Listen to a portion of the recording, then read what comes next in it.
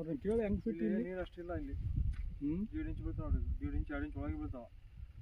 ಅಷ್ಟು ಫಾಸ್ಟ್ ಇಲ್ಲ ಇಲ್ಲಿ ಇಷ್ಟು ಏರಿಯಾದಾಗ.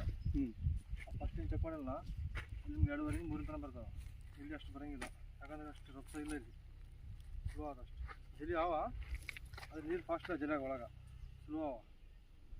ಪಿಂಡ ನೀರ್ಬೇಕು ಜಲಿ, ಸ್ಲೋ ಅಂದರೆ ಸೊಕ ಸಣ್ಣ ಬರುತ್ತೆ. ಫಾಸ್ಟ್ ಜಲಿ ದಪ್ಪ ಇರ್ತದೆ, ಫಾಸ್ಟ್ ಬರ್ತದೆ ನೀರು ಅಂದ್ರೆ.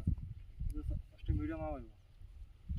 1.5 ಇಂಚಿಂದ 2 ಇಂಚಿನ ಅಲ್ಲಿ ಆದರೆ ಅಲ್ಲಿ ಫಸ್ಟ್ ಚೆಕ್ ಮಾಡಿದ್ನಲ್ಲ, ಅದಕ್ಕೆ 2.5 ತನಕ ಬರ್ತದೆ.